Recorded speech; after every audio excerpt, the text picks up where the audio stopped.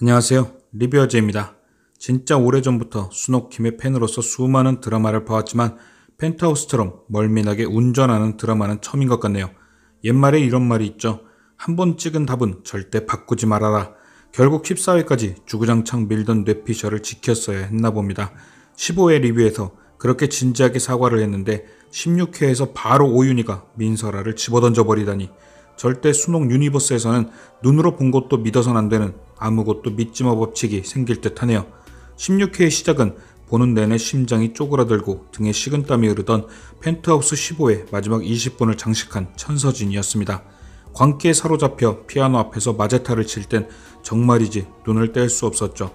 눈은 울고 있으면서 입은 웃고 있고 손은 화가 나 있는 듯한 2020년 SBS의 진짜 명연기를 보여주신 분들이 많지만 연기 대상을 천서진이 받는다 해도 모든 사람들이 고개를 끄덕일 만한 그런 연기였죠. 정말이지 오윤희와 식당에 앉기 시작한 그 이후부턴 천서진이 리어카에 펜트하우스를 올려놓고 시속 150km로 하드캐리를 했습니다. 사실 마지막 엔딩씬이었던 피아노 치는 장면도 좋았지만 저는 식당에서 아버지께 모든 걸 들킨 이후부터 쓰러진 아버지의 가방에서 임명장을 꺼내갈 때까지가 진짜 천서진을 제대로 보여준 장면 같았습니다. 슬픔과 사랑, 증오와 원망이 가득한 진짜 입체적이었던 모습. 그 모습은 오늘 16회에서도 고스란히 보여줬죠. 영화 유주얼 서스펙트를 오마주한 두 장면.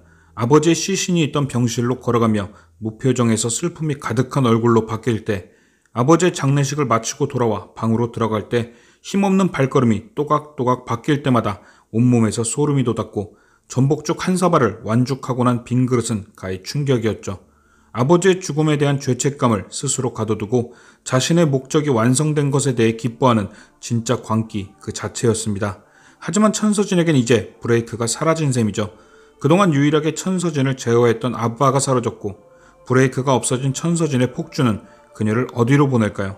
펜트하우스는 다들 아시다시피 3개의 시즌에 총 45부작, 저는 욕망의 시작을 보여주는 첫 번째 단락인 시즌1에서는 천서진과 오윤희의 싸움만이 결판이 날 것이라 예상합니다.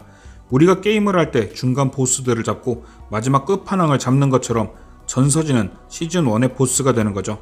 그렇기에 오늘 16회는 중간 보스인 천서진을 잡기 위한 오윤희의 서사의 무게가 많이 실린 듯 보였습니다.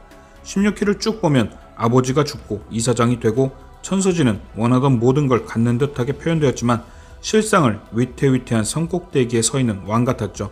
아버지의 환영에 시달리기 시작하고 주단태와 틈이 생기기 시작하고 엄마라면 죽고 못 살던 라바 아니 하은별도 엄마 아빠의 이혼으로 인해 천서진을 향한 반항이 시작되죠.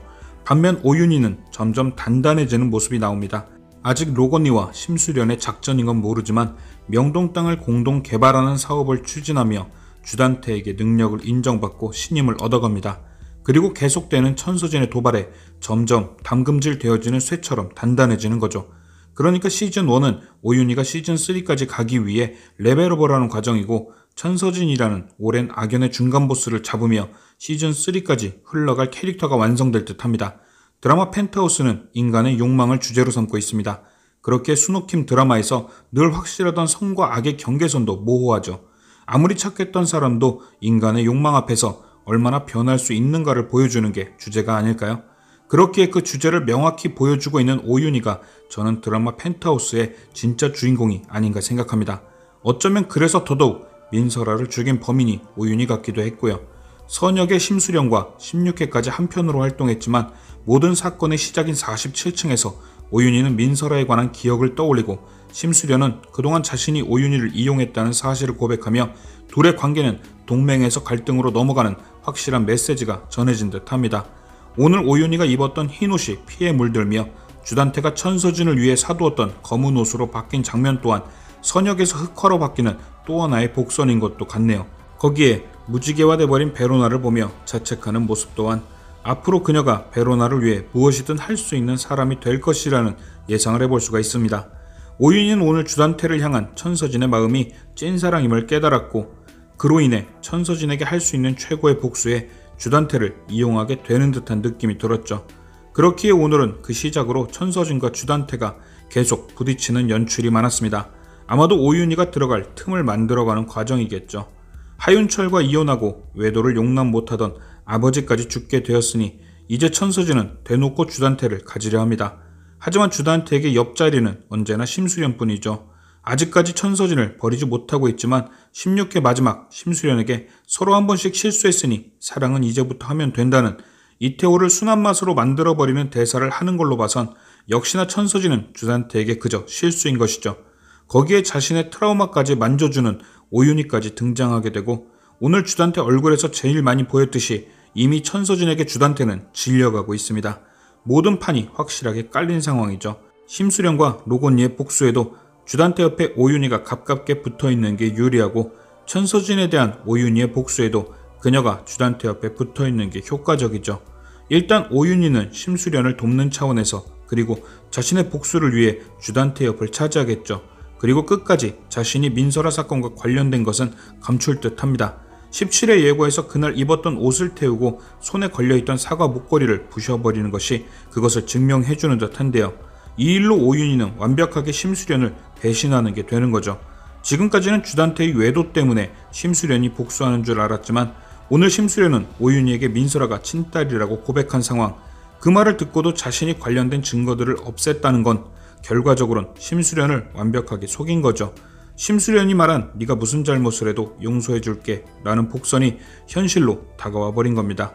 그동안 나왔던 민설아 사건의 회상신들이 전부 다 기억 왜곡이란 것을 감안했을 때 오윤희의 기억 또한 왜곡되어 있을 가능성은 존재하지만 사과 목걸이까지 부셔가며 그날의 증거를 없앤 것은 스스로 용서받을 수 있는 희망까지 부셔버린 것이죠. 앞으로 오윤희는 그날의 기억으로 점점 죄책감에 사로잡히겠지만 결국에 베로나를 위해서 자신이 독해지는 길을 택할 것 같은데요.